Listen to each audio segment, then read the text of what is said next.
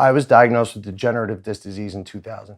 And at 28 years old, my doctor gave me an option to either have spinal surgery and risk paralysis or begin a regimen of opiate narcotics to help combat the pain. So I looked for a natural remedy, or natural pain relief, and Kratom came up.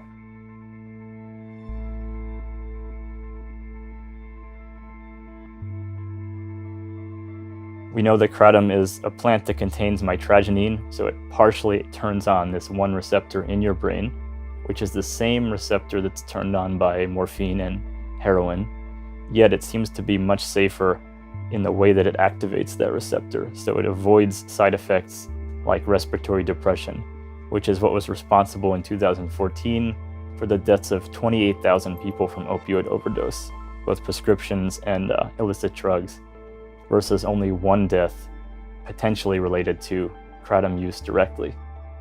Everybody's taking it for pain management or anti-anxiety or antidepressant. They will all be put in a position where we're gonna have to choose between being in pain or becoming a criminal. I was involved in a hit and run. Car hit me and pretty much left me to die. I completely ripped open my head and have complete nerve damage in my spine. So I just did whatever the doctor said. Whatever they pushed down my throat, I took. And then, you know, as time progressed, it just felt like it wasn't like I wanted to take them, I had to take them. If it wasn't for Kratom, I probably wouldn't be here today, to be honest with you. Because I was pretty much at the point, I was pretty much dead. You know, I had nothing left to live for at that point.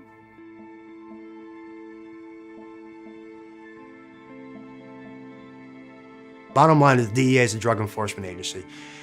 They go after drugs, not herbs. And if you take away this herb, people are gonna go back to drugs. A lot of people are gonna suffer, people are gonna die. That's the bottom line. The bottom line, people are gonna die if you take away Kratom.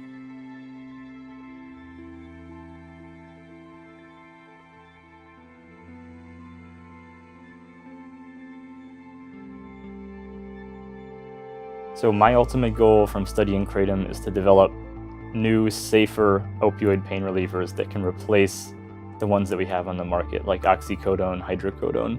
But as a scientist, I try to be as objective as possible and not overstate the promise of Kratom. We just don't know that much about the plant yet. And of course, if it's in Schedule 1, historically, that greatly limits the ability to do research on it.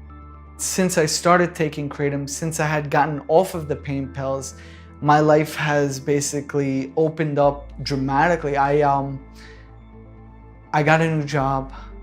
I'm building a friendship up with my sister that I haven't had in a long time. I'm not lazy anymore. I don't want to isolate myself. I want to go out. I want to be out of the house. I can't imagine life without it. I never ever thought that I would be fighting for a tea leaf. I never thought that I would be having this conversation. If Kratom helps people live a better way of life, why take it away from them? Why take away something that's saving their life?